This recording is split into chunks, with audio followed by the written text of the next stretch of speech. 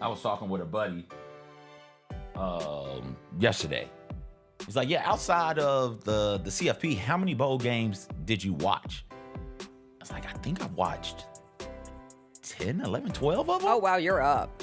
Yeah, and I watched 4. It's all a blur, especially the past. The ones past that week. were also on, were they also on New Year's Eve? Oh, Browns have fired Stefanski. No, it's Black Monday. Well, it's always Black Monday for CJ. Hey. Hey, happy Kelly Clarkson Eve. Happy Kelly Clarkson Eve. Oh my gosh, should we leave out our great riffs and best covers under the tree tonight?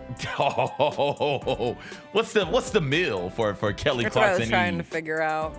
Does she have a song? Not where much. She doesn't eat anymore. Well, she's on the Zempic, right? Yeah, so, Okay. you don't want to put out food to be wasted. Yeah, but so we just spitting out bottles of Ozempic? Water. Okay. A nice bottle of H2O. She doesn't have a song where she mentions some sort of food item. I feel like everybody's got a song where they talk about food. Lil Let's see Wayne's what got Kelly lollipops. Clarkson's her favorite food according to Here we go. allrecipes.com. Here we go. This is it. It's Doritos. There we go. She likes to lick the dust off of the Doritos. Come Leave on your now. bowl of Dorito dust under the tree. Not the full Dorito, just the Just Dorito the dust. All right. It is something Just special the about Dorito that dust. dust. That Dorito/Cheeto dust. It is a special dust. Is a nice little post-snack treat. Oh my goodness. Oh, how do we do this thing? I don't, Jessica. How do we do? Listen. What do we do? I didn't want to say anything. I stayed up through the entire Grizzlies game last night, and I was like, Jessica, what are you doing? You have to wake up at 4:30 tomorrow morning. Normally, you would close your little eyes at the latest midway through the third quarter, but then the Sunday night football game was so good, and so I was tied into that. And next thing I knew, I was up for the whole thing, and I had regrets. I took to doing things that I enjoy and watching the sports that I enjoy with no thought about anybody else. And you know that's not how we do things in this industry. You gotta No, be we have able to to talk. think. Gotta be able to talk about to the think things about that the the people things. want to talk about. I know, like got- Grizzlies injuries. Oh, God. What's up, everybody? It is Monday, January 5th. It is going to be a good day, going to be a good year. Jessica Benson with you from the Grind City Media Studios in Memphis, Tennessee. CJ Hurt behind the glass coming up on today's show. First show of 2026. A sad start to 2026 for the Memphis Grizzlies, who lost 2 games to the Lakers over the weekend. A tough home stretch is ahead. More injuries to get into. We will dive into all things Grizz. Memphis Tigers picked up a pair of wins to start American Conference play. Gary Parrish will join us, as he does each and every Monday, to talk about it all, plus all the happenings of 2026 so far. College football playoff semifinals are set. Indiana, Oregon, Ole Miss, Miami, just like we all expected. NFL playoffs are set. Was a wild end to the NFL season. We'll hit our Dirty Dozen, the 12 plays to define the football weekend that was. It is a Monday. You know what we say. Do we remember how to do this? No. Do we remember how to do this thing? Although you know what we say is pretty good. I guess that's on par. Are you ready to transform your pool into a stunning oasis? At Mainland Pool Service, they're a family-owned business committed to keeping your pool looking pristine all year round. They believe that pool care should be proactive, not reactive, which is why their skilled team handles everything from routine cleaning to complex issues with precision. They prioritize clear communication and personalized solutions to exceed your expectations. Join the Mainland Pool Service family today and experience the difference their expertise and dedication can bring to your relaxation retreat. Contact them now at mainlandpoolservice.com.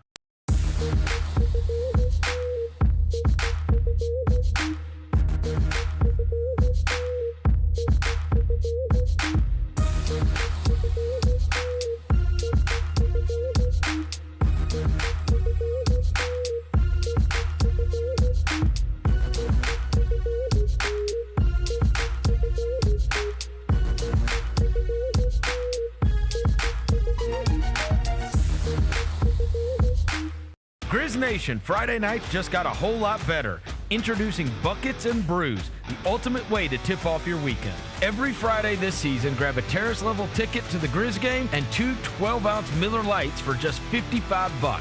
Get great seats, cold brews, and Grizzlies basketball. It's everything you need to start your weekend off right. So get the deal that's too cold to hold. Go to grizzlies.com/Friday to lock in your tickets today.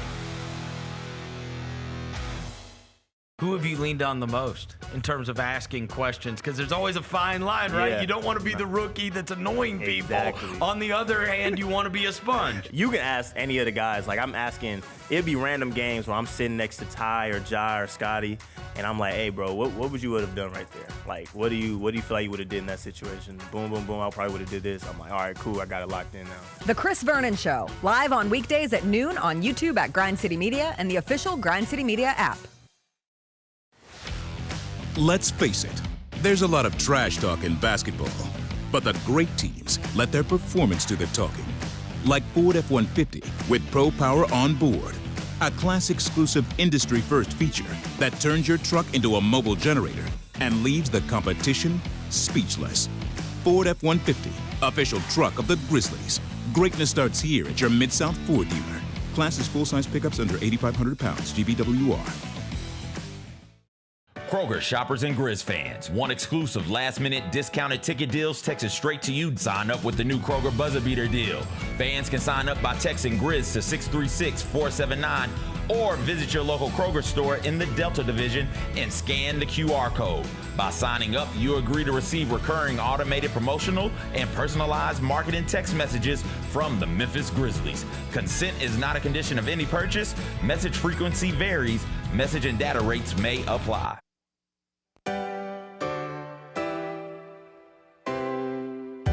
Feels great to feel the sunshine. Gotta own a day like it's all mine. Just got paid in his own time. Been working hard, I've been on the grind. I deserve this feeling, having my way. I've been on this healing. This is my day. The sun's out, let's have a little fun now. I wanna let it all out. That's what it's all about. Cause I deserve this feeling, having my way. I deserve this healing. This is my day. Grind City Media presents The Jessica Benson Show with CJ Hurt. Live from the Grind City Media Studios on YouTube at Grind City Media and the official Grind City Media app. What's up, everybody? Happy New Year to all. Happy 2026. We can all survive the first week of the year together. Back at work, all together. CJ, it's so good to see you after 4 days away. I hope everyone rang in the new year successfully, did something that brought you more joy than watching the Memphis Grizzlies lose 2 games to Los Angeles Lakers. I know CJ, for one, went out to the AutoZone Liberty Bowl and survived a rainy start to the new year. How was that experience? Oh, gosh, it was incredible. It was incredible. We were in the seats with the backs also.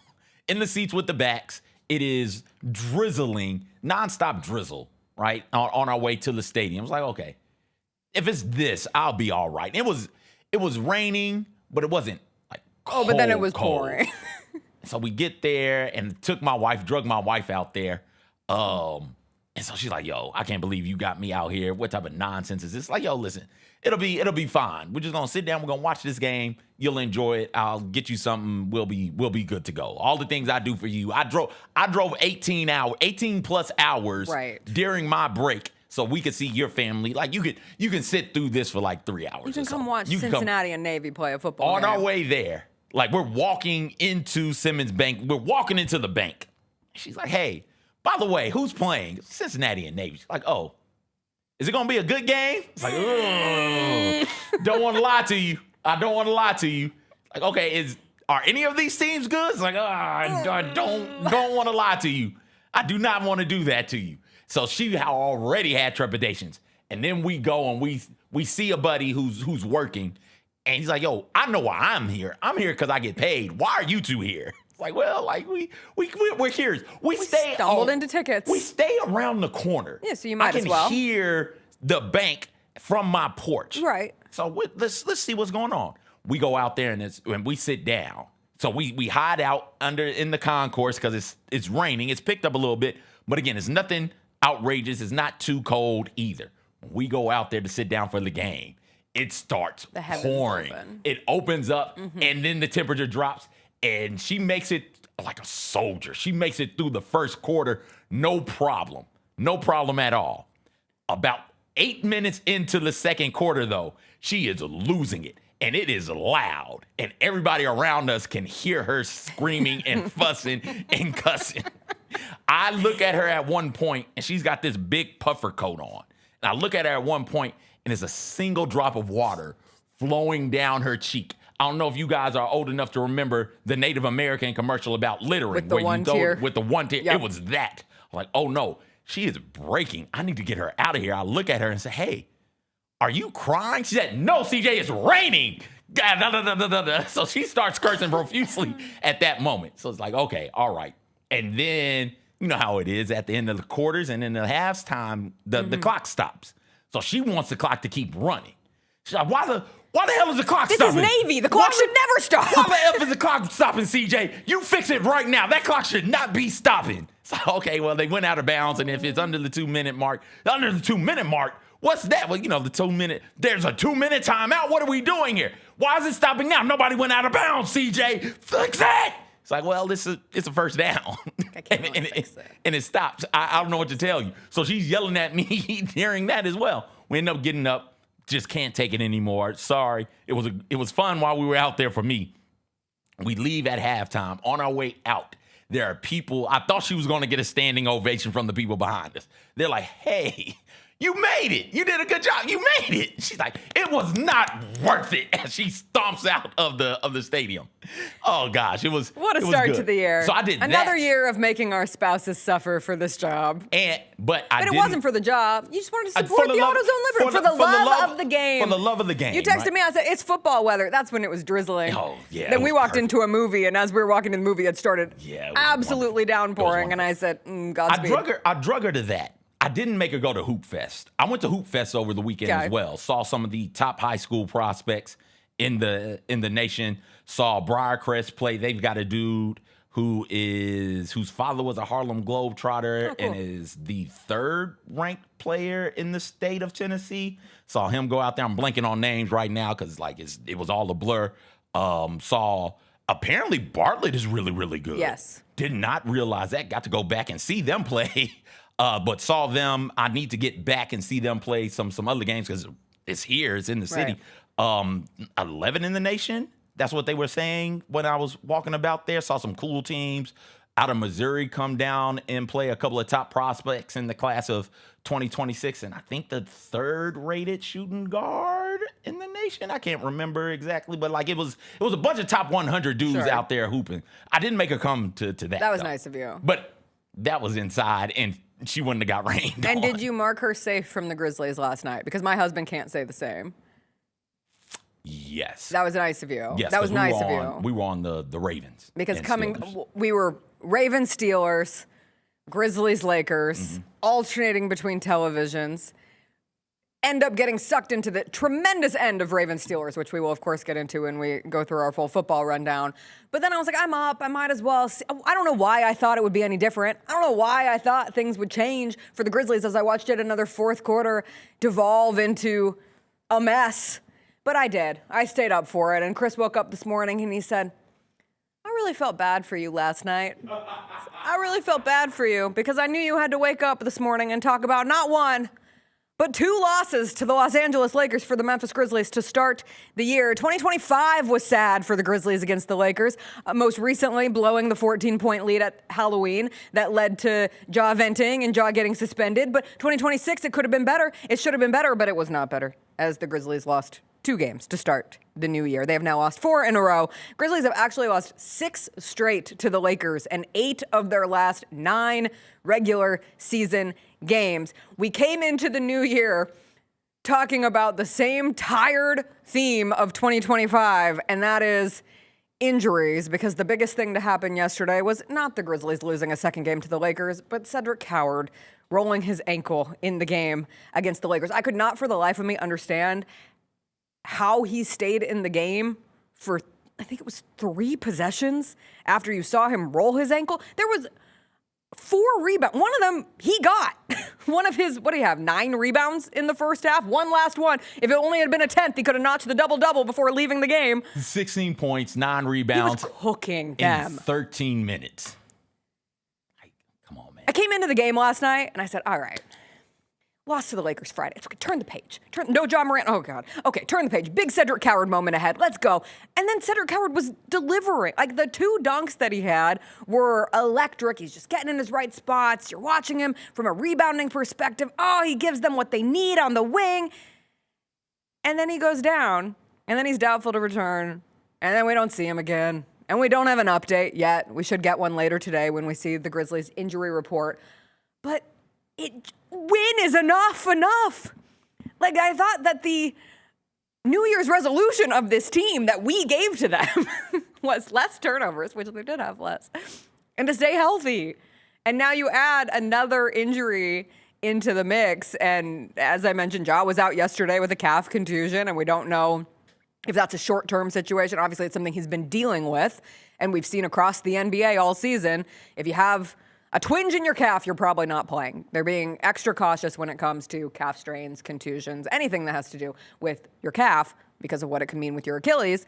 And it just struck me again. We're sitting here on January 5th, 2026, and it's just so hard to see this team find spots to win when they keep having guys in and out of the lineup. And the schedule this coming week with games at home against the Suns, the Spurs, the Thunder, and yes, you get the Nets on a Sunday. But this week in particular, starting with a back-to-back tomorrow with the first of those games coming with Suns and the Spurs, it just is very frustrating because you still don't know who this team is.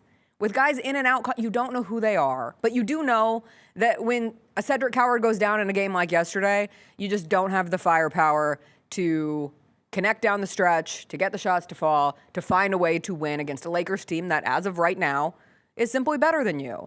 And that's a tough pill to swallow going into a new year. It was just a week and a half-ish ago where we were looking at a Grizzlies team that had an opportunity against the Washington Wizards, not once but twice, to get themselves to 500. And now with this 4-game losing streak, the Grizzlies are in 10th in the Western Conference. It can happen to you fast. I think they're 5 games behind the Suns at this point, who are in 7th. So in that 7 through 10 range, the Grizzlies go from being towards the top of the play-in standings, and we're discussing maybe they can jump into that 5-6 spot, to now they're barely hanging on into the 10 spot. And it was just a frustrating way to start the year, particularly because it just feels like the injuries never stop coming. Then you add on the fact that you lose 2 games to the Lakers, the one on Sunday, 120-114, where you lost a 16-point lead, and then the game on Friday, where you lose 128-121, came back down 15 to make that a game. Both fourth quarters less than ideal for the Grizzlies. And death by Jake LaRavia? Who wants to start a new year with death by Jake LaRavia? Death by LeBron James, we've seen it for years, for decades. Death by Luka Doncic, it happens. Although the 20 free throws that Luka took on Friday night were absurd. But death by Jake LaRavia, former Memphis Grizzly turned Grizz killer Jake LaRavia. Jake LaRavia has 4 20-point games this season, and 2 of them have come against the Memphis Grizzlies. What are we doing? Their best, I guess. Listen, man, don't want to come on here. I am, for the most part, anti-complaining about officiating. It was bad. But, like, every now and then, it's okay. It's last night, the way they called that game was wild. And when Pete and Brevin are incredulous about the officiating, when Pete and Brevin are going, it's like, okay. That's when I give myself a pass to be genuinely upset about the officiating. They're professionals. They understand this game better than I do, and I think better than most of you at home do as well. And when they decide, hey, yo, this can't be happening, it's like, okay, the officiating was bad. The way that they called the game from a physicality standpoint, it started off one way.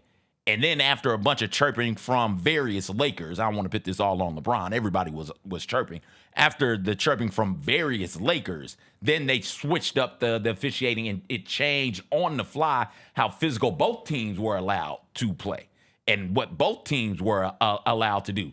And then when somebody's got to make this call, Jake LaRavia double dribbles right in front of the official. Right in front, like the official is right there.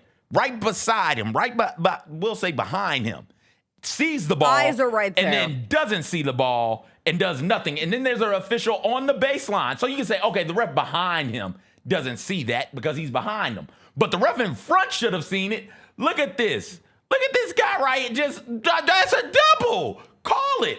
And the smirk on his face, it wasn't even a smirk. It was the biggest smile on, you could see his teeth, his mouthpiece, his gums, all of that when they zoom in on him during the dead ball because he knows he got away with one. So that's just one example of the officiating blunders and the foul discrepancies and things of that nature. But you got to be able to win these games if you're going to be good. If you're also going to acknowledging that it is incredibly difficult to win a game where the Lakers take 41 free throws and you take 22. I understand all of that. Yes. You still got to find a way to overcome and to win these games And if you're going to be where you want to be. The injuries, How close? I don't want to. How close are they? You would say the I Grizzlies. don't know. Okay. That's my honest take. I decided 2026, I'm going to be honest. I'm going to tell you exactly how I feel. I don't know. Because you could very easily say that what you saw last night, and last night is not unique to this season. We've seen it a handful of times and just a different assortment of players. But last night comes down to, I'll say, the refs, but also the fact that your center depth is Jock Landale, who played very well last night, and Christian Koloko, who had a really tough night on Friday, gets bumped from the starting lineup, but is on another 10-day contract with the Grizzlies because they have so many injuries that they continue to be able to use a hardship exemption this season. And then your point guard depth is rookie Javon Small, who I did love the play from Javon Small where he went right at DeAndre Ayton last night. There's good stuff to take from Javon Small. Cam Spencer gets put back into the starting lineup as your starting point guard. So your center depth is Landale and Koloko, and your point guard depth is Javon Small and Cam Spencer, who's not supposed to be a point guard, but has serviceably been able to shift into that role, and you've seen good things. But Cam Spencer should be best serving you as a spot-up three-point shooter. And if he can create, great. And he has grown in that sense. But you're not able to see what this team is supposed to look like, and so much of it is driven, too, by Zach Edey, right? By no means should one player dictate such a high ceiling, low floor for a team, but it does appear that Zach Edey is the most critical piece of this Grizzlies team. He doesn't have to be the best player on this team, but he is the most important player to see what they actually are. And it's hard because you stare down this stretch of games that are against very good teams, and if you have guys in and out of the lineup, you will continue to see what you've seen. It is hard to gain consistency. There is no continuity. You have guys playing out of position. I will say on a plus side, Ty Jerome, I think, is now within the reevaluation window that we were originally given with his injury report. So hopefully with them being at home, we'll get an update there. I think we have about a week and a half left on the Zach Edey front.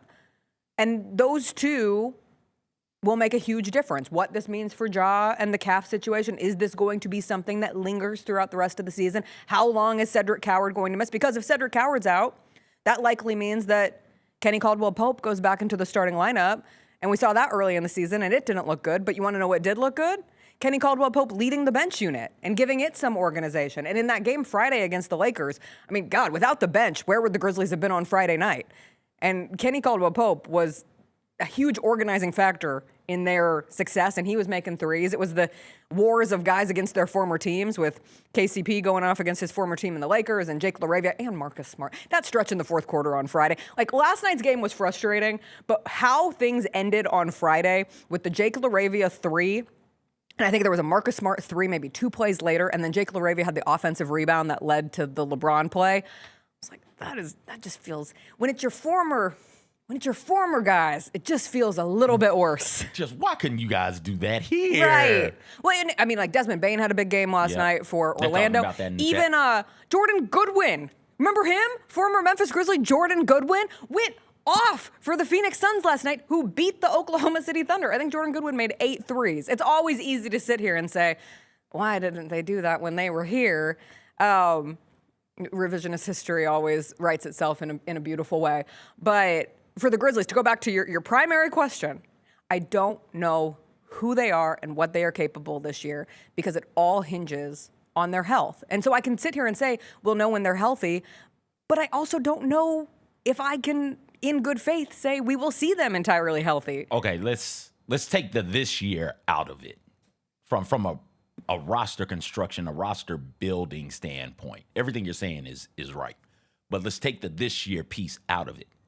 How close are they in the future Like that becomes and by future, I don't mean January, February, March. I mean October, November, December of 2026. That is where I'm thinking. I understand that you're in the business of winning. You got to win these games. And right now you aren't, and that sucks. But losing to these types to the Lakers, the way that you lost, I mean, while we don't do moral victories, we're not doing that.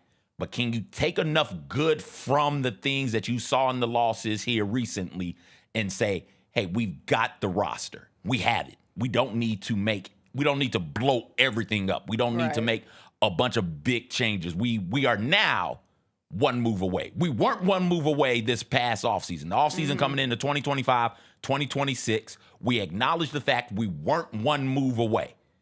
Now, are we one move away? Do you think they're closer to one move away now? You don't have to answer this question. I'm just throwing this out here philosophically speaking. Just I out love into the philosophical universe. conversations to start in the new year. Are they closer now to being one move away than they were at the start of the offseason?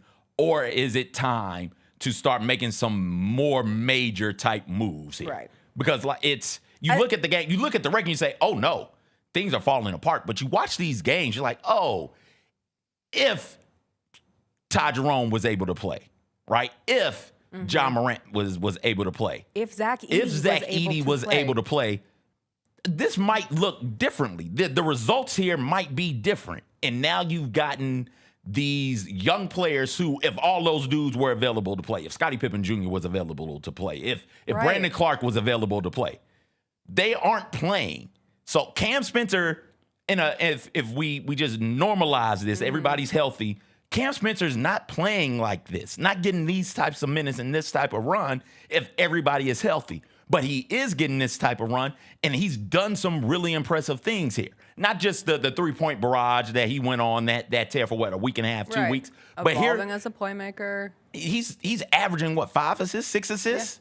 Yeah. Since being inserted into this type of a role the past 3-4 games.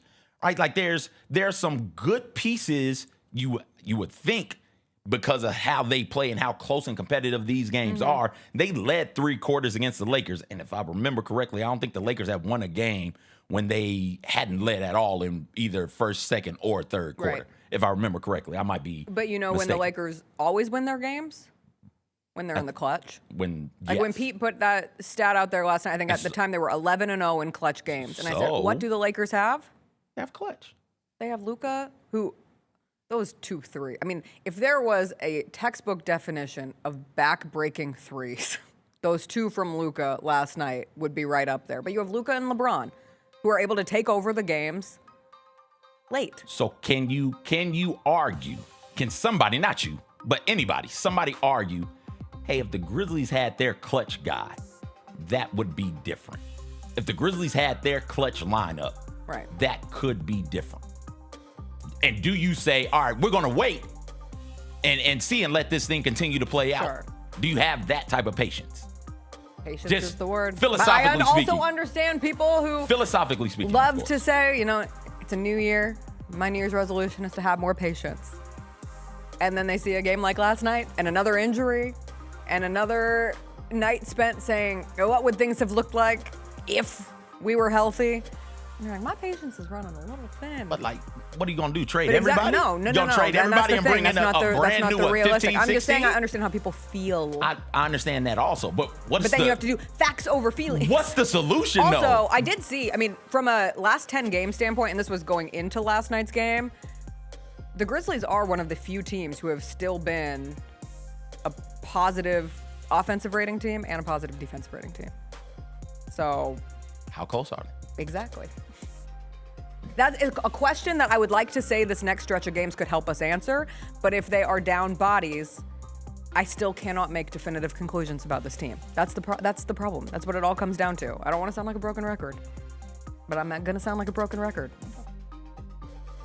These injuries are just so freaky. The Suns beat the Thunder last night. Hey, remember when the Thunder were absolutely on track to take down the Warriors' record of regular season wins, and now they've lost 5 of their last 6 games? Life comes at you fast. Victor broke them. They were like, okay. The Wemby, the American teams cannot compute the Wemby mind. They were thinking, all right, we've got this little fun thing to play for. Let's just break the record. And then Wemby came through and beat them, what, 2 times in like a week and a half? They like, oh, no. We got something else to handle here now. All right. We got a bigger threat. We'll talk more Grizzlies when Gary Parrish joins the show. Coming up next, we'll start our Dirty Dozen, the football weekend that was. College football playoff quarterfinals absolutely delivered, and we now have a semifinal slate of teams that is slightly surprising, but exactly what this college football playoff was built to provide us. We'll get into it after a quick break.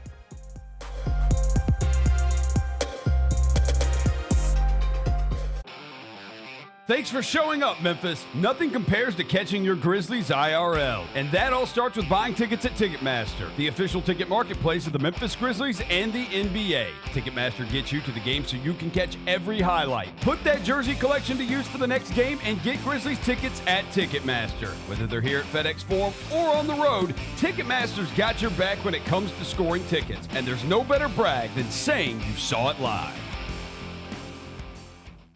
The world needs B2K.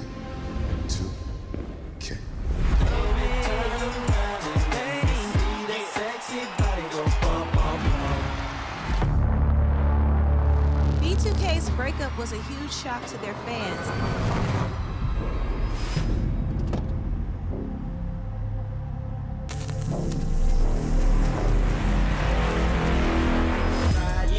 Boys for Life Tour. Kroger shoppers and Grizz fans. Want exclusive last-minute discounted ticket deals texted straight to you? Sign up with the new Kroger Buzzer Beater deal.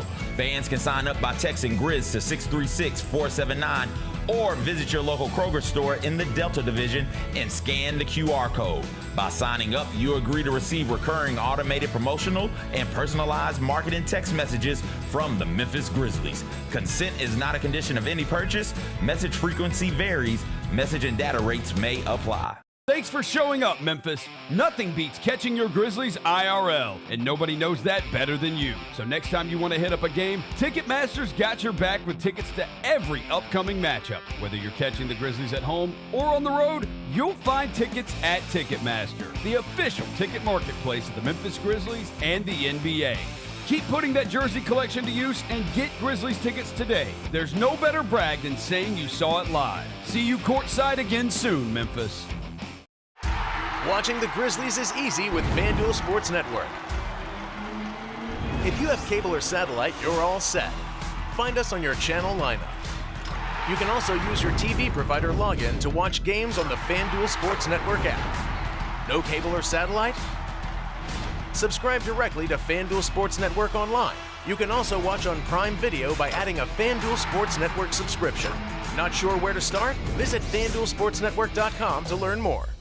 Who have you leaned on the most in terms of asking questions? Because there's always a fine line, right? Yeah. You don't want to be the rookie that's annoying people. Exactly. On the other hand, you want to be a sponge. You can ask any of the guys. Like, I'm asking, it'd be random games where I'm sitting next to Ty or Jai or Scotty, and I'm like, hey, bro, what would you would have done right there? Like, what do you feel like you would have did in that situation? Boom, boom, boom, I probably would have did this. I'm like, all right, cool, I got it locked in now. The Chris Vernon Show, live on weekdays at noon on YouTube at Grind City Media and the official Grind City Media app. The Grizzlies are the one thing everyone in the family can agree on, so join us every Sunday this season for Sunday Family Fun Days. It's a steal at just $35 and includes a ticket to the game, a $10 food voucher, post-game free throws on the court, and a meet and greet with mascot Grizz. Space is limited, so grab your tickets now for this unique experience your family won't soon forget. Go to grizzlies.com/Sunday and have a fun day.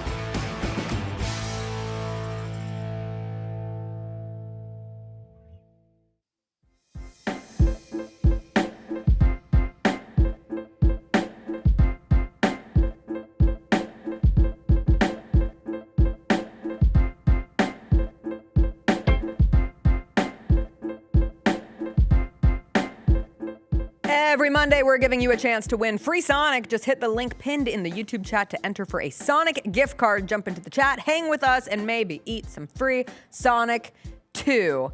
You can do it today. Go get on the link if you're with us live. Hit that like button, hit that subscribe button as always. Memphis Tigers won 2 games to start American Conference play. We'll get into that with Gary Parrish along with more Grizz talk. But we do have 4 teams remaining in the college football playoff, and they are Indiana, Oregon, Ole Miss, and Miami. A big hell yeah, ding dong, all the powerful overlords of the sport have died for this year, and that is a fun place to be. Indiana versus Oregon in the Peach Bowl, Ole Miss versus Miami in the Fiesta Bowl. I had a grand time watching the college football playoff quarterfinals, starting with ringing in my new year, watching Ohio State lose, but I thought the best game, and the game that deserves the top spot in our rundown of the happenings, was Ole Miss beating Georgia 39-34. Arguably the biggest win in Ole Miss history. One of the best games of the year. 40 points were scored in the fourth quarter. The last 6 seconds proved to be ever dramatic and so stinking dumb as Georgia's last-ditch play where they tried to make something happen off the kickoff but ended up throwing it out of bounds. The ball hit the pylon. There ended up being 1 second left. Everybody had already gotten on the field. The celebrations were happening. The stage was set up, and then they had to take the stage off and restart the game, and they realized it was a safety, so then they had to get Georgia set up to kick off, and then they tried an onside kick, and it appeared over, but no time actually ran off the clock, so they were trying to set up the stage again, and then they're like, whoopsie doopsie. Uh-oh, spaghetti-o. Gotta take this off one more time. It was the weirdest end to what was an absolute banger of a game. And I kept thinking, I was like, what if Georgia pulls this off? Like, what if they were to, after both of those little situations, come back and run some miracle play that we never forget? Anyway, it doesn't happen. Ole Miss wins and advances. Trinidad Chambliss was awesome. 362 yards, 2 touchdowns. Him setting up what would be the game-winning field goal with a 40-yard completion on 3rd down was a great play, but this was the coolest play of the game from Trinidad Chambliss. Just scrambling his face off. 3rd and 7. And that's a 1st down. And then Ole Miss scored a touchdown on that drive to take a 3-point lead. Chambliss said after the game there are times where you just kind of black out, and that was one of them.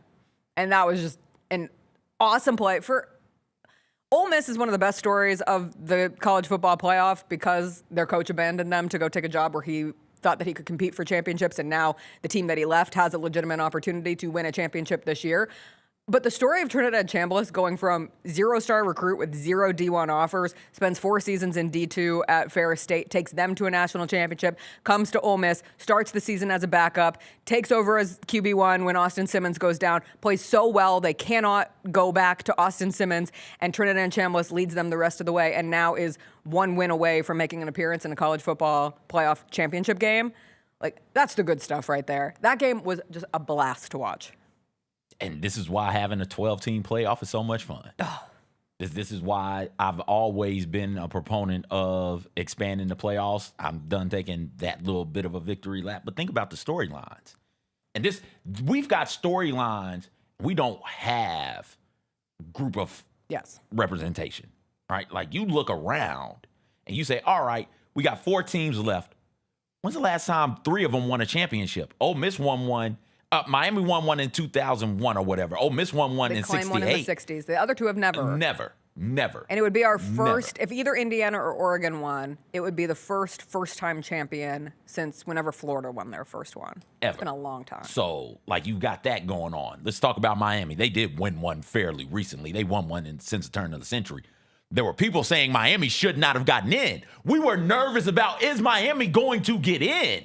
Miami spent the entirety of the CFP rankings, all the weeks, behind Notre Dame, a team that they beat head-to-head. We were not sure if Miami was going to get in. Last team in. Miami got in, last team in, one of the last 4 remaining. Indiana's the second losingest program in all of college football history. Indiana should not be here. They shouldn't be. And yet here they are after beating the dog dookie out of Alabama. I would say the Ole Miss-Georgia game was the best game. The best feeling I experienced was watching Indiana beat the ever-loving hell out of Alabama. But Jessica, That is the 1 seed. That's what the I 1 know. seed is supposed to do. Indiana is somehow simultaneously the number 1 seed, the well-deserved number 1 seed. And the underdog. The best team in college football and the damn underdog. They're 14-0. And the underdog. They look unstoppable. And the underdog, And Jessica. they are the underdog. They're the underdog. Indiana's, because they're the underdog, because that was their first postseason win since 1991. So you put them up against an Alabama team that, yes, should not beat the number 1 seed Indiana in the Rose Bowl. Alabama of 18 national championships. Alabama of 122 games played as a number 1 seed in their lifetime. Alabama of Flippin' And yet, when Indiana goes up 38-3, Chris Fowler and Kirk Herbstreit have no choice but to call it what it was. Embarrassing. I was like, ooh, that's a spicy take. Very real, very accurate. They said Alabama is being humiliated by Indiana. I had a grand time watching it. And the best part was that the Indiana center, Pat Coogan, won Rose Bowl MVP. If that is not the most Big Ten-ish you have ever heard, a center winning Rose Bowl MVP, he was genuinely surprised. His teammates' reaction to it happening was so pure and genuine. Even Curt Cignetti cracked a smile as it happened. Like, getting an offensive lineman named MVP of the Rose Bowl feels like some Big Ten side quest that was always destined to happen someday. And of course, it's with Indiana. Come on, man. It's with Indiana. And it was perfect because as good as Fernando Mendoza was and as good as the run game was, like, they were great because the offensive line was great. And Indiana was great because they beat Alabama in the trenches.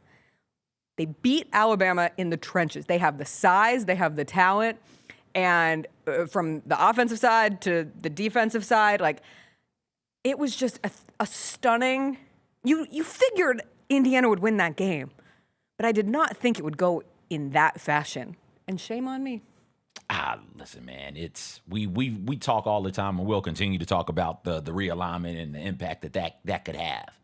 But here we are with Indiana football, the biggest of underdogs at the power level, one of the biggest of underdogs. You know, Vanderbilt, Northwestern, Cal, throw them in there. Stanford might throw them in there. Duke maybe, right? Like, well, Stanford's been good recently. You're right. Recent success. That's all that's Duke. But I know we forget. I'm just trying to name all the lesser power conference programs here recently.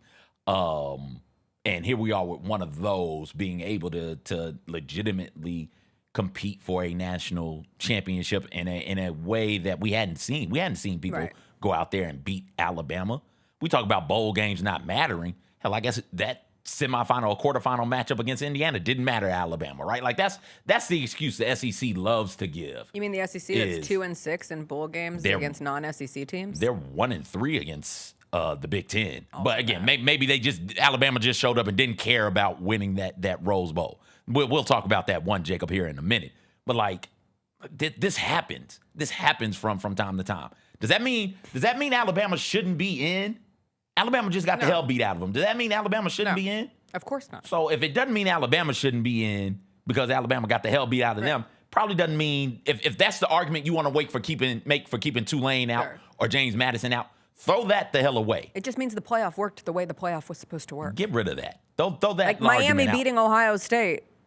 That's just the way the playoff was supposed to work. Miami, who at times this year loses to Louisville and SMU, and almost suffered a similar fate to the one they had last year when their season was ended by a loss to Syracuse when they had Cam Ward at quarterback. But Miami has the talent. They've just lost some inexplicable games, but their entire season was not predicated on those losses, and they were able to make the playoff because of the rest of their season's play. And this pick six, the 72-yard pick six for Miami, the game turned in this minute. Like, this was it was so early in the game, still start of the second quarter, but that was a complete momentum flip for Miami. And they have the athletes. And if they make it to the championship game, like, you have endless storylines no matter who goes in. And I don't want to hear that the ratings are going to be, I don't care about the ratings because the storylines are pure and great. And Big SEC just took us off the air in that moment. We're back. Big ratings. SEC heard and took us away. You know, I don't give a stink about the ratings. Last time I heard about the ratings in college football was, I do believe, Notre Dame saying sitting out was going to cost $50 million to the Pop-Tart Bowl or something absurd like that. And all the Pop-Tart Bowl did was show up and perform. Gave us everything that we wanted. BYU, Georgia Tech, and the Pop-Tarts, except for you, Slam and Strawberry. We're looking for you. Coward. We're going to find you. right? One of the most, the most viewed non-playoff game of the bowl season, right? So miss me with the rankings talk, or the ratings talk. Miss me with that. Right. Because we watch football. Can you imagine, though, if Miami goes to Hard Rock Stadium? Just imagine, it could go anyway. We're not even talking about Oregon enough. Oregon could very well beat Indiana. Oregon's Finally. been so They've been good spending for this so money long. in an era where spending your money has never been more important and on flashing lights of this is the money we've spent on this roster and this has helped us achieve greatness. Oregon, who has been doing it for a long time with a lot of help from Nike, finally has an opportunity to go. If Oregon makes it, that's great. But I like to imagine just various situations. Miami, if they're able to play in Hard Rock, feel like a home game. But if it was Miami, Indiana, Fernando Mendoza played high school football across the street from Hard Rock Stadium. Or let's say it's Indiana Ole Miss and you get Fernando Mendoza versus Trinidad Chambliss. And again, Ole Miss without their head coach. And who knows what assistants. And assistants. We still don't know which assistants will be of assistance for Ole Miss in that game. They have, I believe it's 6 of their assistants who have signed with LSU, and it's basically been a gentleman's agreement. And the transfer period began. The transfer signing day was on Friday is when it opened. Saturday when it opened. Friday. Yeah. January 2nd is when it's open. We've already had some quarterback movement. And it closes the 16th. Yes. Then that's the issue, I guess, in terms of getting your full staff and knowing everything that's going on. But reportedly, Charlie Weiss will continue as offensive coordinator, at least for the Fiesta Bowl. And then it's unclear with, I think, their running backs coach, their wide receivers coach, their tight end coach, and a couple others. So we'll see. Wild. Who cares? I said at the beginning of this thing, the funniest thing possible, the funniest outcome possible is Ole Miss winning a championship when their coach left them to go win a championship at a place that he deemed more capable of championships happening regularly. Yeah, and then that'd be great college football moment. Great college football moment. And then maybe, just maybe, we'll take that moment and learn from that moment. Hey, if the team is good, they deserve to be in the playoffs. Don't look at injuries. Don't look at coaches. Don't look at, I don't know, a quarterback going down injured and this team with this loaded, stacked defense. Don't look at them and say, hey, your quarterback's injured. We're not pitting you in. Even though you're undefeated, we're not going to pitch you in. Don't look at that. Just look at the resume. You play the games. They have to matter. You win the games. You get in. That's period. Kaput. The end of it all. Stop talking about it. Can we talk some? I know we got to get to Gary. We'll do the other bowl games. But this is a part of, because one of the difficult things for me was all the playoff thinking things, about what you think about, and like, okay, I need to think about different things. So you did all the CFP. We got other bowl games coming up after Gary. This is about that Miami win over Ohio State. Can we talk about Michael Irvin and just in general, just no disrespect, moving about like a crackhead? Like this is pure crackhead energy. What is happening here? Like, I see people on the corner doing this all the time. He's shouting at random things. So what is and he belt to ass 2 different Gatorade jugs, at least. And he's done it at multiple games. What are we talking about here? I love this.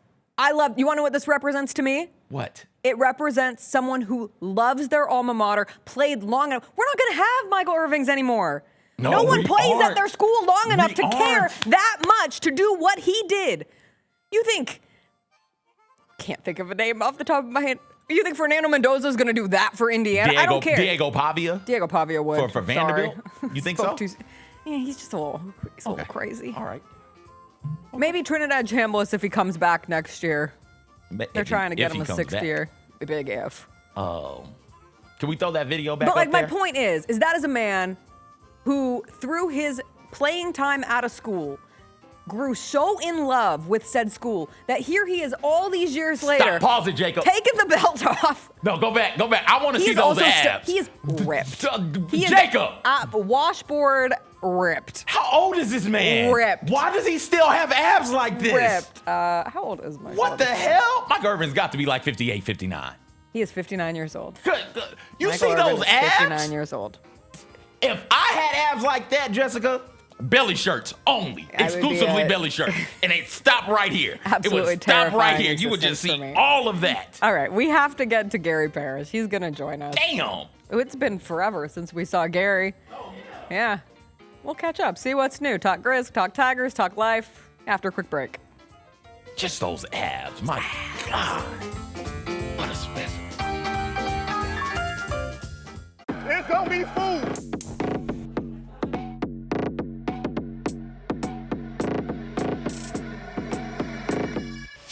Oh, Jared! Support your Grizzlies by voting for them to the 2026 All-Star Game. Oh, eating with the big swat. On the deck, floats it up, off the glass and in! Cedric Power. Yes, sir! Vote now by going to grizzlies.com/all-star. The long goodbye begins. A very special evening with Journey. Final Frontier Tour.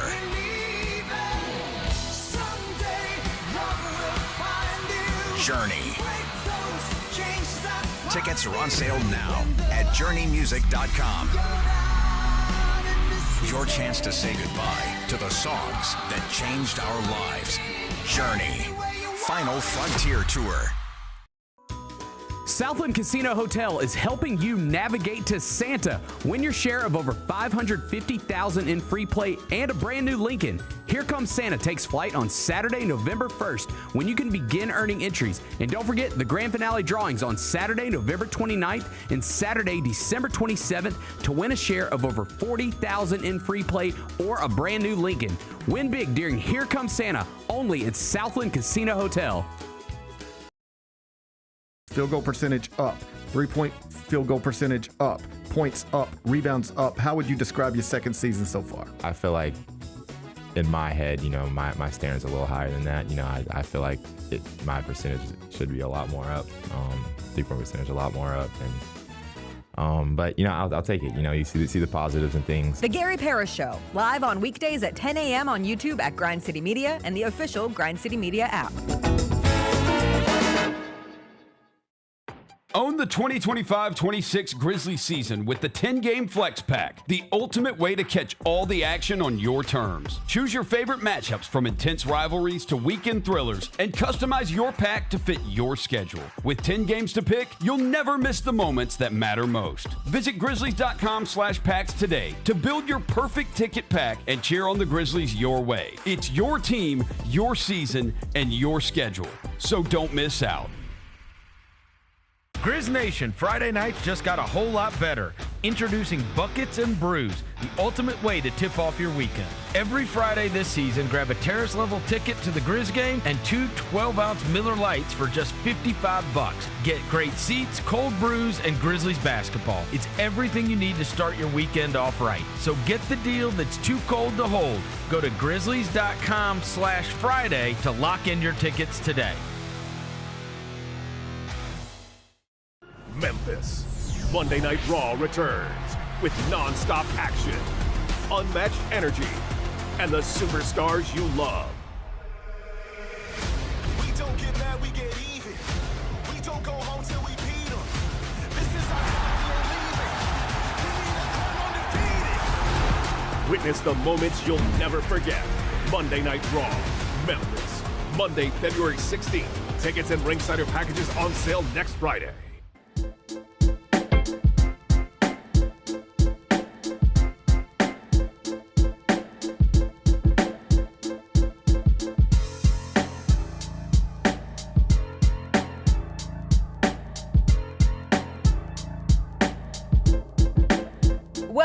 Welcome back. It is Monday. That means it's time to catch up with Gary Parrish, host of The Gary Parrish Show, weekday mornings at 10 a.m. on Grind City Media. He joins us every Monday. He joins us now. GP, Happy New Year. Happy New Year to you. What a year. What a year that was. Wasn't that something? What a year this one already is. Man, isn't this something? It's only Monday. It's only the 5th. It's only the 5th. We're only 5 days into this thing. Oh, yeah. Man, What was the best thing you did over your long break? The best thing I did over my long break, well, first off, it was a long break. Like, I felt really detached You from... had a really long break. A really long break. Looking ahead to 2026, I'm going to try to burn more vacation days. Earlier in the year. That's what I did. But then I was the one who was stuck working the Christmas Eve and the New Year's, which was honestly fine. Yeah. It was kind of nice. Okay. And then our New Year's having the 4 days of the first second attached with the weekend was like the perfect break. So let me tell you what was also nice. Okay. Not doing any of that. Yeah, I'm happy for you. Yeah, thanks. I'm just justifying Yes. my decision to take my vacation in the summer. And I am going to promise you and everybody else I will do more of that in 2000. I'm going to be better in 2026. Hey. I'm a procrastinator by nature, but that shouldn't involve vacation days, I don't think. No. It can put stress and pressure on other people who don't deserve it. Agreed. Okay. I was hoping you'd say, no, it was no big deal. Oh, for me? Oh, yeah, I don't care. No, it did nothing for me. The people who had to do your show, Yeah. Lang and everybody. So it put pressure on other people. I'm going to be better in 2026. That's my resolution. Okay. Best thing I did in the long holiday. So our middle guy, Oliver, he turned 12. His birthday is December. Happy birthday to Oliver. His birthday is December 27th. It always kind of gets lumped in with Christmas. It's like, well, yeah, here's your, hey, Merry I'm Christmas. married to one of those. I know exactly what you mean. It's tough. I feel bad for him. He's going to have a complex, and someday his future wife will have to deal with said complex. So just set her up for success, It's please. tough Thank you. because I see it happen, and everybody has good intentions, but it just like you're looking so forward to Christmas and you're so focused on Christmas, and then Christmas is over, and it's like, ooh, thank God that's over. And it's his birthday, and you're just like, thank God Christmas is over. And it sort of just gets lost. And so we try to be a little more intentional about that. And it was like, hey, bud, what do you want to do for your birthday? Let's talk about this now. It's November. Let's talk about your birthday. What do you want to do? Whatever you want to do. And he said, you know what I'd like to do? And he said, I'd like to go because Aiden, our oldest son, and his girlfriend, they live in Chattanooga. And he said, I'd like to go back to Chattanooga when they come home for Christmas, then they go back home. I'd like to go spend the rest of the week with them in Chattanooga and just hang out with my big brother, which is really sweet because the sweetest, because they haven't always had that relationship. Yeah. Aiden was an only child till he was 11, and then we just sort of dumped 2 more children on top of him, and that can mess with somebody too, because suddenly you're not the center of everything anymore, but you have been for the entirety of your life. So they've, it's just a gap, and it's been a weird relationship, but it's like in a great place now. So we're like, that's the sweetest thing. Let's do that. So I wasn't gonna make Aiden drive back home to bring him when it was time to bring him back home. So it was like, okay, we're gonna have to go to Chattanooga or meet Aiden and Julie somewhere in between here in Chattanooga. And Kelly said, this is a long story, I'm realizing. Kelly said, hey, why don't we just spend New Year's there? If you're not doing the show, if everybody else at Grind City's working but you, why don't we just spend New Year's in the mountains, in the Chattanooga area? Why don't you look at I said, okay, done. So we rented a house in Lookout Mountain, and by the time we got to doing it, we were short on options. So we ended up buying a bigger house than we needed, but it was awesome. We did that last February and rented a house on Lookout Mountain that was way bigger than what we needed and had the best time. We had the best time.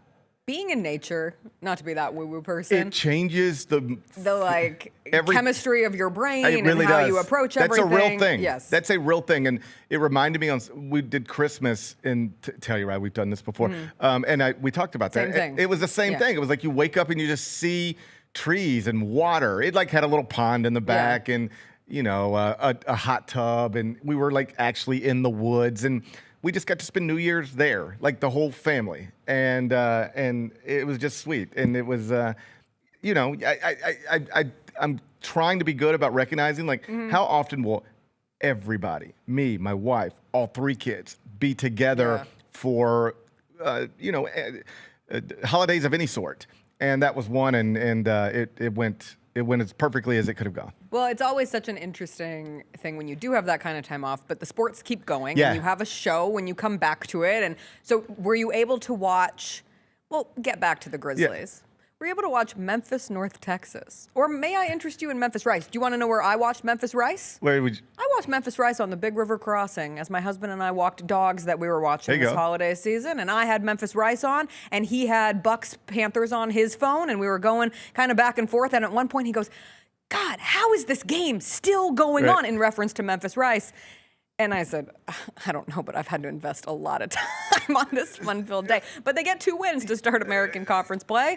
Yeah, they're back to 500 now. And does it make you feel better, worse, or indifferent based on the performance in those 2 games? If I'm being completely honest, I'm a little indifferent. Okay. It's just like, it is what it is. Yes. And I think that's better than worse. Yeah, I don't know. I don't like indifference. I don't like apathy. Yeah. But I guess the good would be they are doing what it is you would hope they would do after they struggled in the non-league, which is, all right, win these games. And Penny even addressed that after the most recent win. He was like, no disrespect to anybody else, but like Memphis can't lose in this league. Right. And so we need to win these games somehow, some way. They're doing it so far. Tulsa took a loss this weekend. And so suddenly, take a fresh look at it. You never want to be 7-7 or whatever the record is, but they are projected to win the league. They haven't lost a league game yet. So I'd be lying to you if I told you I was,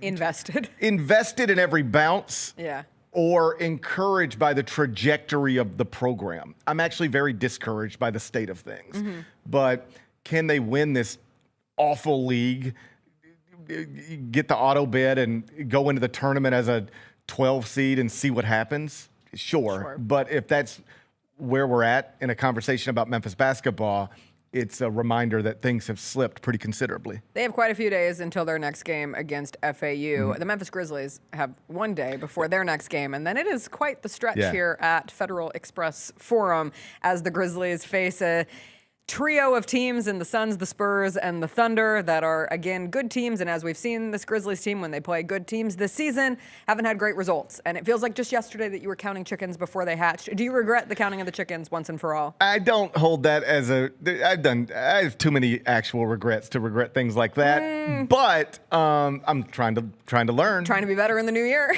That's my resolution. Trying to be better in 2026. I've made a habit of counting chickens before they hatched, and sometimes that's a fool's game. It does represent I don't want to call it fool's gold success of the team this year, but I categorized it in our opening segment of, I just don't know who this team is because they are not healthy enough for me to make any sort of declarative statements. And until we see more minutes where Jaron and Zach Edey in particular, but also the implementation of Ty Jerome, who we haven't seen this year. And maybe later in the season they get Scottie Pippen Jr. back. But now if Cedric Coward's out, what does that do to KCP and having to come out of the bench unit? It just is a constant swirl of this isn't what this was supposed to look like. And I am unclear when we will see what it was. Yeah, I mean, I don't know how you can have any big opinions about anything connected to the team, given the roster is always in flux and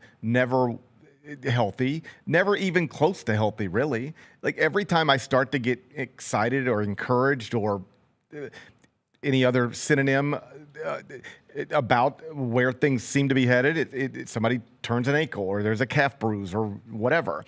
And so I thought you guys talking about it earlier had it exactly right. Like, what do you make of a team when that's your starting center, when that's your center rotation and that's your point guard rotation? Like, none of these people should be playing very much for an actual NBA good team. Like, these people that they are relying on, God bless them, they shouldn't be playing heavy minutes, big roles for a good NBA team. But they have to because of Zach Edey's in street clothes, John Morant's in street clothes, Ty Jerome's in street clothes. You know the list. And it's just, we can talk about substitution patterns if you want to, and I will, but we can talk about Jaron's fouling if you want to, and we will. Yeah, and like last night you had the foul late in the shot clock, late in the game, and I thought Pete and Brevin were good about that. Like that's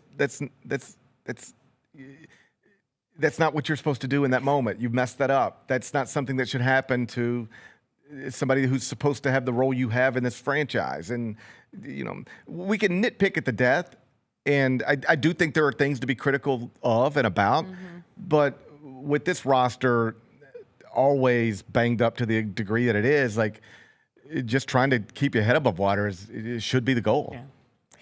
We got the business out of the way. There was one thing I actually really wanted to talk to you about today, and that was the news locally over the weekend that Geoff Calkins' radio show is going away. And you obviously have a history with him. And I left work today, and I was left for work today, and was reflecting with my husband that truly without the Geoff Calkins show on 92.9 ESPN, I am not sitting here. I am not getting ready for work. I am not prepping for a show. I do not have this job. I don't know what I'm doing, but my job trajectory was so wildly different until one day there had been some chatter online about how 92.9 never had any women voices on it, if we're getting back into the honesty of it. And the next day, Jeff's producer, Jeffrey Wright, reached out to me and said, do you want to come on as a guest on the Geoff Calkins show? And I said, sure. And I went on his show the next week. And I don't know if I've ever said this, but I will admit it. They hadn't hung up the phone. And so I heard them at the end of that first hit that I ever did. Okay. And I heard Geoff Calkins say, she's really good. We should have her back. Oh, wow. Okay. And it was like the nicest thing that I had ever heard. Not ever, but you know, like in that moment it hits because when I moved to Memphis, of course it does. Vernon was in the middle of leaving 92.9. I was never here when he was on that airwave. Okay. So when I moved to Memphis, my days were structured around trying to learn as much about the city as possible through listening to the Geoff Calkins show at 9. And the Gary Parrish show at 4. You're welcome. And Jeff's appearance on your show at 5 every day was one of my favorites. And I'd usually be out driving to some high school game when I was doing local sports over at Local 24. And that one appearance on Jeff's show turned into guest hosting for Jason and John, turned into guest hosting for you, turned into guest hosting for Jeff. And then I got this job. Yeah. And it's just so crazy to think back. And I'm sure you've reflected on your history over there and with him. And it just meant a lot. Well, that is that's a sweet story. My introduction to radio is somewhat similar. I was just a guest as the Memphis beat writer on various shows, and then Chris Vernon and I were around the same age, and we sort of laughed at the same stuff.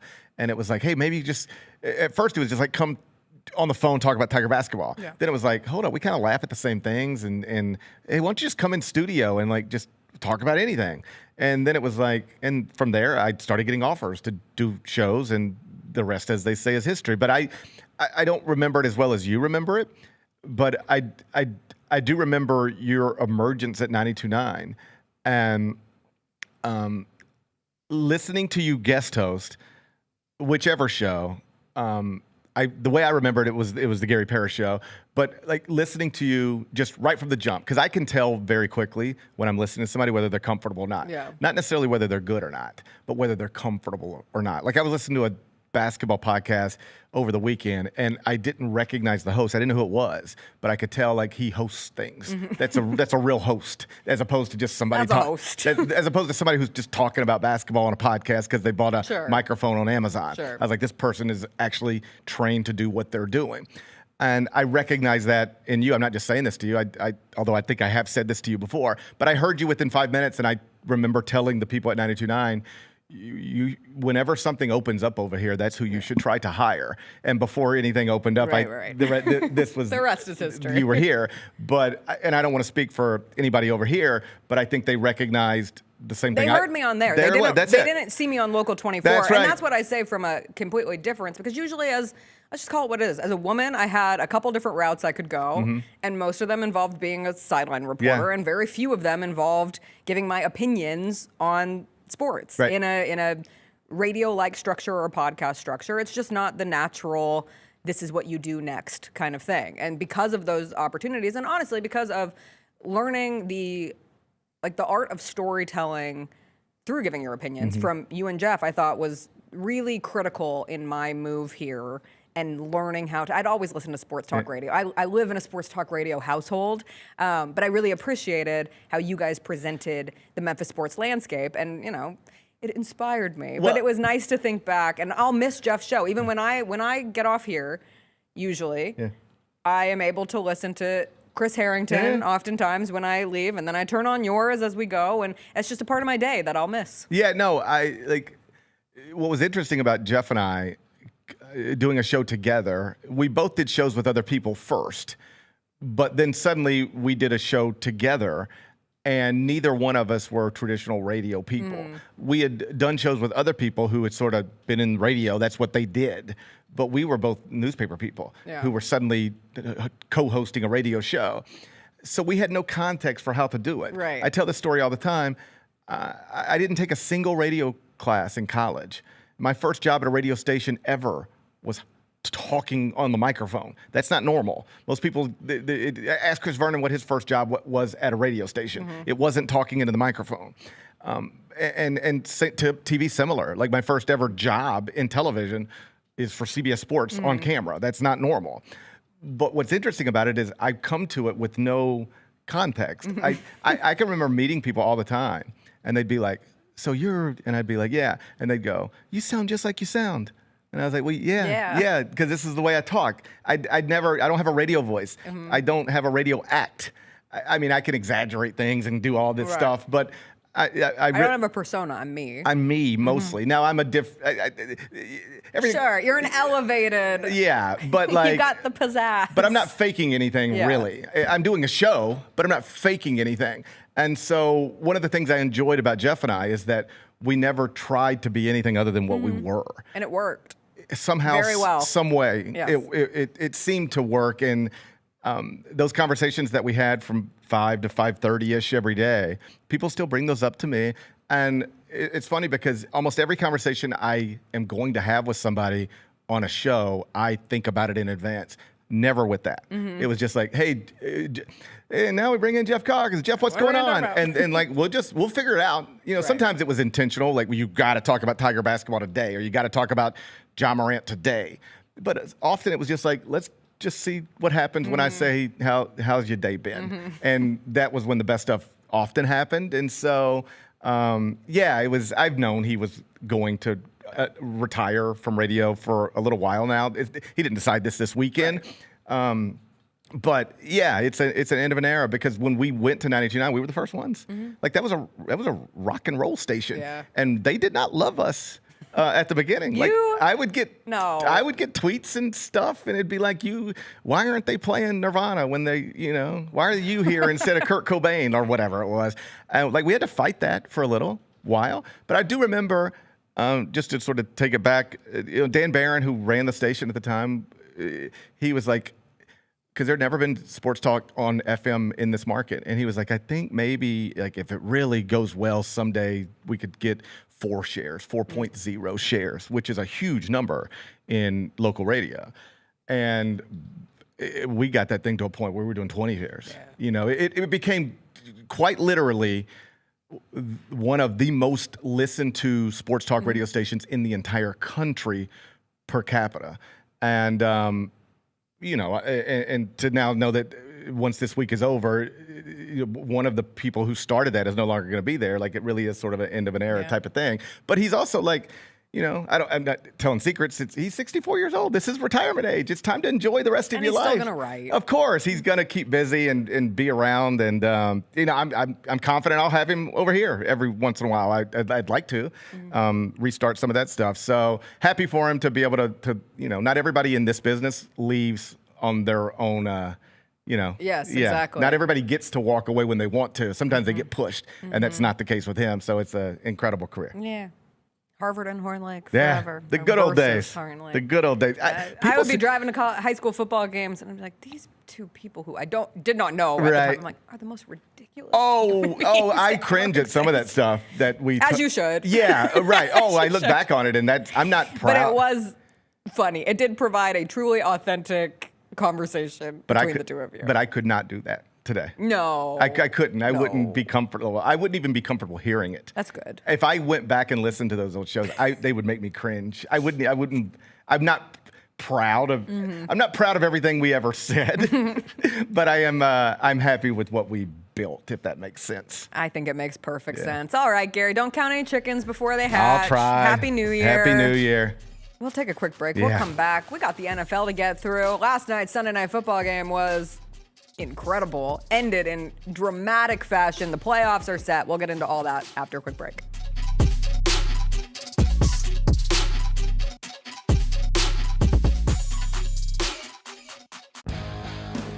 Grizzlies fans know it's the team that gives you the edge. Big River Steel does too. And much like the Grizzlies have recruited legendary talent, we want you to be part of our team. Are you ready to be part of something legendary? Then visit www.bigriversteel.com. That's www.bigriversteel.com.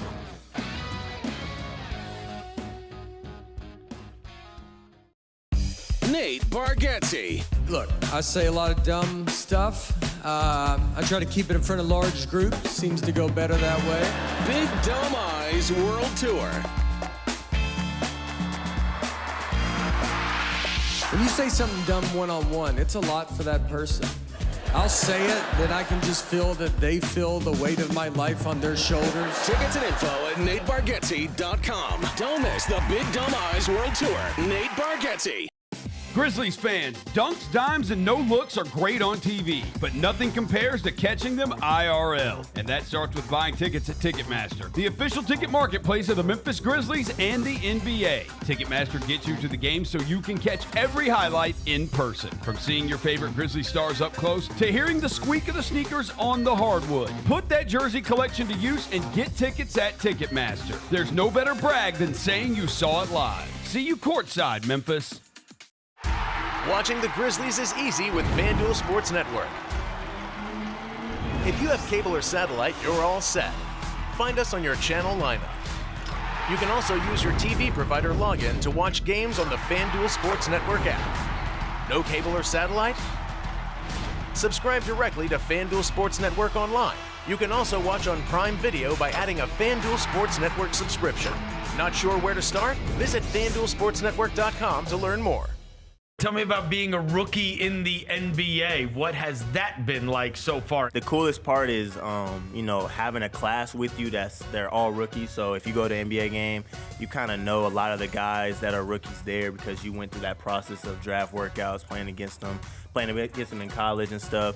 So I think it's cool to have that camaraderie. The Chris Vernon Show, live on weekdays at noon on YouTube at Grind City Media and the official Grind City Media app.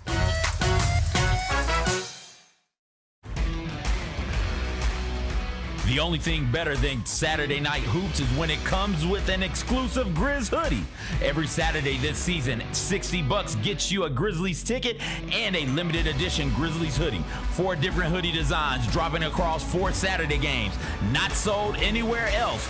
Don't miss your shot to collect all 4 designs. Grab your tickets and gear up now at grizzlies.com/Saturday.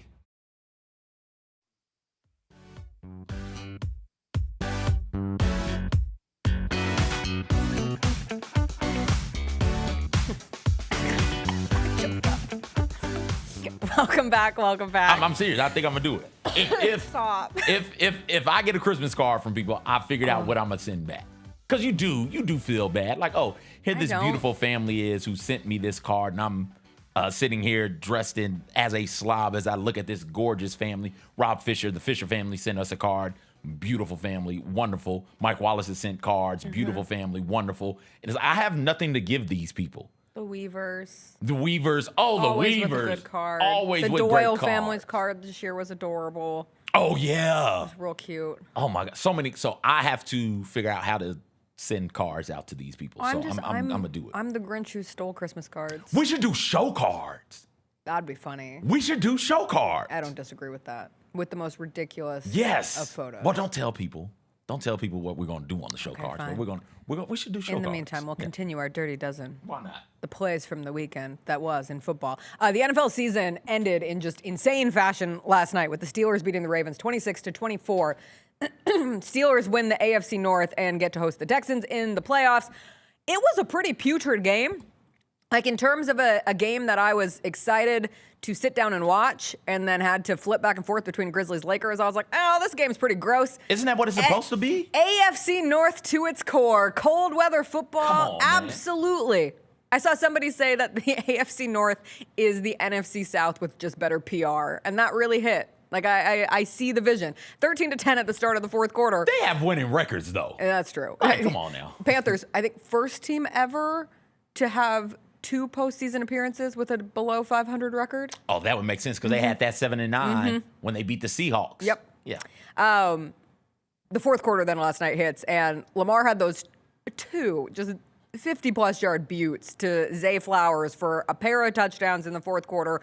The second of those put them up 4 with 2:20 to play. Prior to that, Kenneth Gainwell had run one in for the Steelers. It was back and forth. But those plays from Lamar, you're thinking, okay, reports of his death, stupid, greatly exaggerated. He's still got it. He's going to be a nightmare to face in the playoffs. And then in the last 2 minutes, you see Aaron Rodgers connect with Calvin Austin, 2 former Memphis Tigers, making a big presence last night between Austin and Gainwell for the Steelers. And it's just pending an extra point to put the Steelers up 3. And Boswell misses the extra point. Misses the extra point. So the Ravens get the ball back with 55 seconds, and it starts with the 59-yard return off the kick. And you're like, all right, they've got great field position. Lamar ends up with another just absolutely beautiful throw to Isaiah Likely and a great catch from Likely that sets them up in field goal range. And you're like, my God, the Ravens are actually going to do it. They're going to overcome their abysmal start to the season, and they are going to make the playoffs. Enter Tyler Loop for the field goal, and no. He missed the field goal. He missed the field goal. The head into the one chest. head pat. I don't think, did anybody go over to him afterwards? God, that's tough. Mike Tomlin was blowing kisses. Now, when I first saw him miss the kick, I thought this is the curse the Ravens have now cast upon themselves for keeping Justin Tucker on the team as long as they did, knowing what he allegedly did. So this is the kicker curse that has now infected the Ravens. But come to find out, it was actually much deeper. The end zone that the Ravens were kicking that field goal into on the missed loop field goal. Earlier in the day, the Steelers had brought in a priest to bless the field with holy water. And where did the priest sprinkle the holy water specifically? The holy water went into the end zone where the Ravens would miss the game-winning kick. That is where the priest was situated and set up to deliver the holiest of water to the Steelers before this game. Watch him as he puts it on. The power of Christ compels you. The power of Christ compels you. There's a specific word for the way that you throw the holy water. The power of Christ compels you. Yes, that's isn't it? Part of it. Okay. But as he walks through, this is the end zone. So the Steelers got a little holy help from this priest. Can that man put some holy water on my bank account to start the new year? Oh, forget your bank account. Nobody cares about you. Nobody cares about my bank account. No. Oh, I'm sorry. Do you want to fix the world? God, no. Why would I want to do that? Oh, the health of the Grizzlies? Please. Yeah. Please. I'm so sorry for putting everything that is holy. Can we get that here? I'm so sorry for putting my bank account ahead of the more important things in life. In the world. Apologize for the world also. The world. Yes, thank you. Just get some holy. That water needs to make its way to FedEx Forum by tomorrow night. Need to put it in the sprinkler system. I am sick of everybody saying, we got to sage FedEx Forum. We got to sage FedEx Forum. No, we need something higher than that. We need the holy water that was useful in helping make sure that Tyler Loop was going to miss that field goal and send the Pittsburgh Steelers, not the Baltimore Ravens, into the postseason. And now I'm thinking to myself, I mean, Aaron Rodgers, a man known for Hail Marys once in his lifetime. Am I underestimating the ability of the Steelers through this postseason? Because they clearly have a priest giving them holy water. We saw the Pope get the Bears a division title. Now we've seen a priest get the Steelers one. Lord God works in mysterious ways. Cares about football. Cares about football. Big football guy. Go full John Constantine style. Did you see that movie? Probably didn't. At one point, he's fighting this army of demons in this. I forget where exactly they are. They're in some sort of like office building type setup. It's like, okay, before I go in to fight these demons, I'm just gonna bless all of the water here in this area, and then I'm gonna turn on the sprinkler system. And then when the water comes down, it hits the demons and they go away, right? Like you need to do that for FedEx Forum. So just bless all the water and then turn the sprinkler system on, or the sprinkler system, light a match, have the system goes off. You'll get some water damage, sure, but you're doing renovations, it's fine. And then just let the water fall down in arena to just bless and cleanse everything. I like the way you think. Yeah, let's get that going. Fly I that had dude a in chance there. to buy some holy water. Have you ever seen somebody with the holy water? Yes, when I went to the Vatican this summer. Okay. But then you have a chance to buy the holy water, but it felt a little icky to have to spend money on the whole, I don't know, the commercialization of it just kind of left me in a bad place. But if someone wants to give the holy water, then I would actively accept. Worked a job. A buddy of mine used to carry it around like a necklace. And I don't think you noticed it. Like a baby bottle pop? Something like that, but not noticeable. And it wasn't a lot. It wasn't a big amount. It was just like a small amount. And something popped off at work. And I'm like, yo, what are you doing? She's like, hey, gotta hit this with holy water. Stop what you're doing. We're gonna pray and we're gonna hit this problem with some holy water. I was like, oh, okay. Wow. All right, cool. Sounds like a plan. Anyway, the Steelers win. Crazy season for the Ravens. Started with that collapse against the Bills, ends with a missed field goal. Lamar Jackson did all that just to have a missed field goal. The Saturday games were meaningful. We had the Rainfest Bucks-Panthers game where Tampa Bay put them in a position to make the playoffs if the Saints beat the Falcons, which they did. Or they did not, excuse me. So the Bucks are in. And wait, I just said that wrong. No, the Panthers are in. The Bucks are won. out, and so the Panthers are in. I hate the NFC South. The Bucks won. Yes. And they would have been in if the Saints had to beat the Falcons. Correct. But the Falcons won, making that game, the results not matter. And so because the Falcons won, you got 3 teams in the NFC South that are all 8 and 9, and it's a 3-team tiebreaker. And if you look at the tiebreaker, whatever the tiebreaker is, the Panthers get to advance. And the Falcons fired their coach yesterday. They got to jump on it. They beat everybody else. They're like, we're going to do this first to get it out of the way. But the bigger game was the night game between the Seahawks and the 49ers for the 1 seed in the NFC, and the Seahawks win that game 13-3. That Seahawks defense had Brock Purdy in absolute hell. Like, the pick that he threw with about 10 minutes left felt like a game sealer because the Niners were just constantly giving up third down conversions to allow Seattle to extend drives. I think the Seahawks were 6 of 13 on third down conversions, and so many of them were just so deflating. But the defensive pressure on Brock Purdy all night was tremendous from Seattle. And that hit on him at the end, I tried to find a video of that.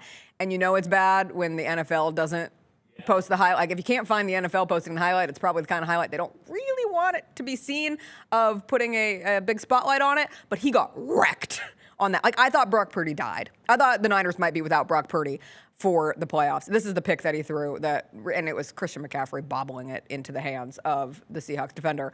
But ultimately, the Seahawks are the number 1 seed in the NFC, and the NFC now goes through Seattle.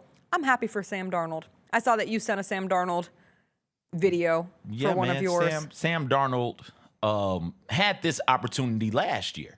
You had to look at him celebrate, but Sam Darnold had this opportunity last year with the Vikings and came out flat. I think his his passer rating was something like 14 or something. Whatever the lowest is, it was near that. He completed under 50% of his passes. I think he was around like 45, 46% of his passes in last year's last game to get the number 1 overall seed against a divisional opponent in the Lions. And this year, there aren't touchdowns, but you looked at him and he was in control of that game. You brought it up. Routinely getting third down conversions, routinely doing things of that nature. Passer rating was real high in this game. Like, he was in control, completing over 75% of his passes in this game. So if he can give you that with the way that defense is playing, come on, man. He did not have a turnover. Didn't have a turnover. That's all that matters. After 2 weeks coming in, the last 2 weeks, he had 3. And he had 3 turnovers coming into this game. He did not turn the ball over, which is huge. So very, very huge. Happy for him and the Seahawks. And now we'll see. They get that bye, and we'll see what it looks like in the NFC, who's going to come out of that conference. So that's why I sent the Sam Darnold one. One of my other plays from the weekend was Myles Garrett setting the single sack record with his 23rd sack coming against the Bengals on Sunday. The MVP of the play is Shelby Harris. So when we show it, keep your eyes on number 93 because, yes, the sack is crazy impressive. Like, the speed, the jump on Myles Garrett is nuts. But if you look at number 93, he goes to high-five the ref. High-fives the official. They take a break. Zach Taylor was so lame for being mad that they stopped play after this happened. He was like, we're playing for our lives. I'm like, you're playing for what? For your life? I mean, Joe Burrow is always playing for his life, but it was a cool moment. I am always left with the resounding question of how does a man that big move that fast when watching Myles Garrett, and the fact that that was the sack that he broke the record on. Like, if you watch the video, he's like 2 full steps ahead of the line of scrimmage. In a blink. He is at the quarterback in a blink. And that is what he does all the time. His dad has a huge-ass camera that he came to film the game with, and I really hope that he got the shot that he wanted. But just like big old lens. Is this all a blur this season? Because that's what it is this time of the year. Didn't he have like a 5-sack game this year? Yes. Like, Myles Garrett is a different sort of thing entirely, and how you can have that on your team and have a really good defense. The Browns have a good defense, but have absolutely nothing offensively and nothing. Yeah, 5 sacks against the Patriots. Nothing. The Patriots? He also had a 4-sack game against the Ravens. Come on, man. How you have a player like that, able to dominate like that, and have nothing to show for it from a wins-loss standpoint. and be one of the worst teams in the league, everybody in charge up there, you got to scratch your head and say, hey, what are you doing? Are you capable of doing this job or not?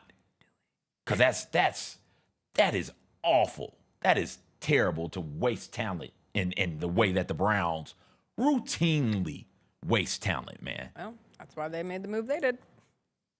It's not his fault. Yeah, but he doesn't help. Correct, but like it's institutionally there's something wrong in Cleveland. There's something. I would say there's something wrong. Fundamentally, there's something wrong. Yeah, sure. Well, however you want to do deep it. Within the core, Just there is something wrong with that Cleveland. franchise. Yes. Yeah. What were your other 2 plays that you sent from the NFL? From the NFL, you know how it is. I know exactly how it is. You know I don't know. How it Jacob, is. throw one up there, man. I can't remember. Oh, Justin Jefferson. What are they playing for? What is he playing for? Beans. Well, he's playing for, various reasons. You play to win the game, first off, but he is one of 3 wide receivers to have over 1,000 yards receiving in their first 6 seasons, in each of their first 6 seasons. Randy Moss did it, and he was a Viking. And then Michael Evans did it his first 11 seasons, and probably could have got 12, if I remember correctly, had they wanted him to chase down the 12. So, yeah, that was fun to see.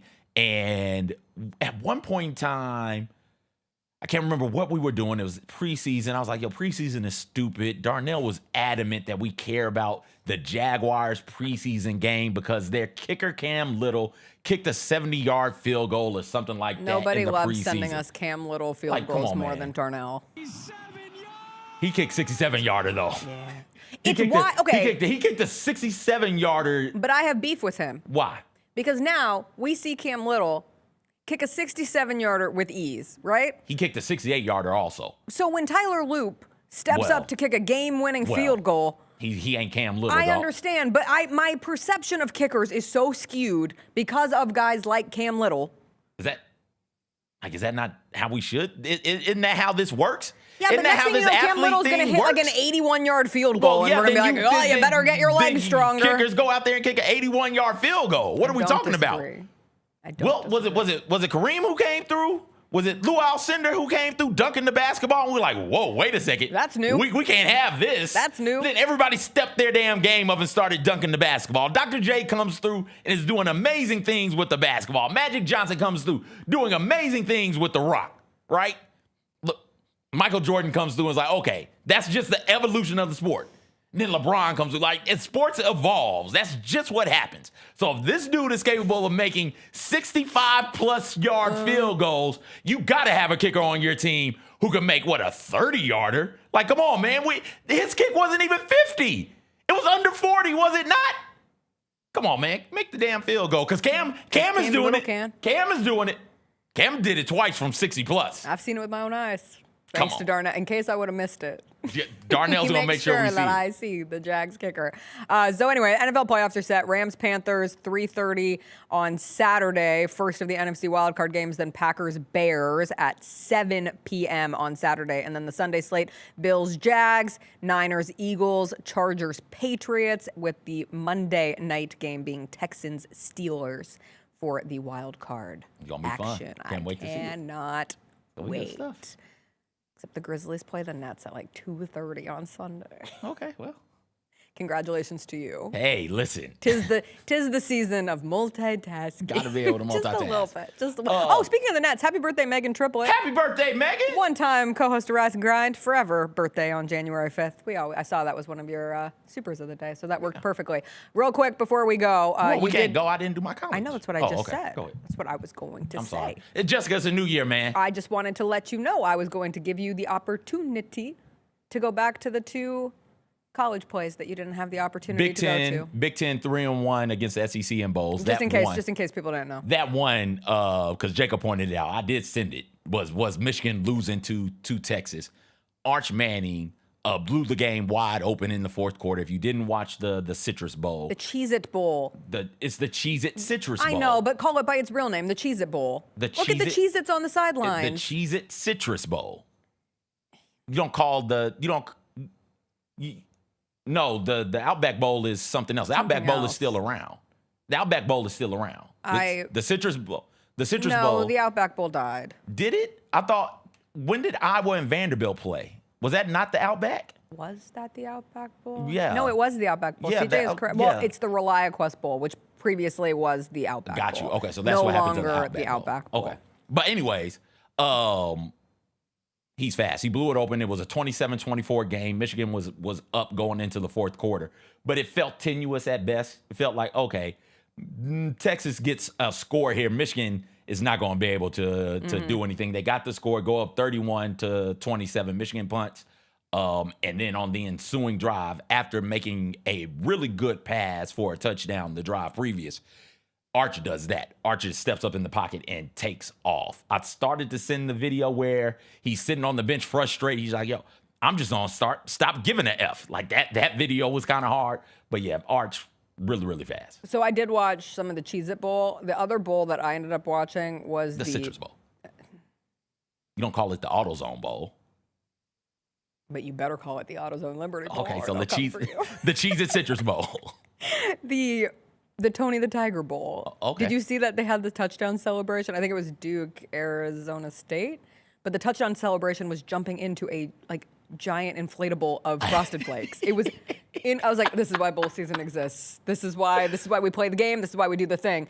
I did appreciate that, like in the SEC, like, do the bowls matter? Someone will always say, well, people sit out in the other bowls. Outside of the playoff, you can't really talk about anything. But the one that does is the Iowa-Vanderbilt game. And Iowa put up 34 points. Won that game, 34-27. There was only one opt-out between both teams. So that was a real game. Real game played between the Big Ten and the SEC. All of them are real games being played. Yeah, if you have the opportunity to jump in a giant bin of Frosted Flakes, how is that not real? If everybody's dealing with dudes sitting out, like, how much does it matter one way or the other? The other one I sent, that Tennessee-Illinois game was fun. If you didn't watch the Music City Bowl, that was a good time. That was a good game. That was fun to watch. And this play right here blew the game open for Illinois. It's sack, fumble, recovery in the end zone, touchdown, Illini. They end up winning this game by 2, if I remember correctly. And I'm going to get out over my skis a little bit here. I don't think Tennessee beat a team with a winning record all season. Okay, thank you. Jacob is saying they did not. Tennessee did not beat a team with a winning record all season. And that was a chance for them to go out there and do that. So they didn't. Again, SEC struggled this bowl season. And if from when did the SEC run start in the BCS? From like 2008 till 2021, 2022-ish, when all you people wanted to tell me was, hey, look how good the SEC is, look at bowl season, and wouldn't listen to any sort of nuanced conversation about the subject at all. I don't want to hear it right now. I don't want to hear it right now. You want to know who else had a bad bowl season? Who? The parachuters at the Armed Forces Bowl. Oh, I was so good stuff. glad that you sent this. Good stuff. We can only talk about it because no one was seriously injured. No one's hurt. He ends up getting up and walking away. Ends up getting up and walking away. Yes. Absolutely incredible. But if you weren't watching Rice, Texas State on Friday, I don't know what you were doing. But it was the Armed Forces Bowl, and one of the 5 parachutes scheduled to land on the field at the stadium accidentally got caught in a cable that was supporting the field goal netting, and he remained suspended in midair for a second before ultimately falling several yards to the ground. The crowd, 30 feet. You hear a collective, if you listen to it with the audio. This is the good angle. So boom, parachute lands right here. And then look, here comes the other one right there. Go ahead and land. Nope. Wait, what? And then block up right there in front of the people. They blamed high winds. 5 parachutes. 3 landed appropriately. 2 did not. One is That's that over one. 50%. The other one landed outside of the stadium. Yeah, we didn't see him. I thought we were going to see, when I was watching the video for the first time, I expected to see them both. And then one of the comments was like, you can't see the other one because it landed outside the stadium. I said, oh, that's not how that was supposed to go. Yeah. Maybe better luck next year at next year's Armed Forces Bowl. All right, that'll do it for today's show. Hope everyone has a great Monday, your first Monday of 2026. It always is a tough one. Tomorrow will be a Grizzlies game day. Grizzlies Spurs here at FedEx Forum, a back-to-back upcoming with the Spurs tomorrow, the Suns on Wednesday. Mike Wallace will join the show tomorrow to chat about this upcoming Grizzlies homestand. Hopefully we get some injury news updates later today. We will see you all tomorrow. Have a great one. Bye. I started watching college basketball outside of Michigan and Memphis. Oh, I watched USC lose to Michigan, and that was depressing. Yeah, well, that's Michigan for you.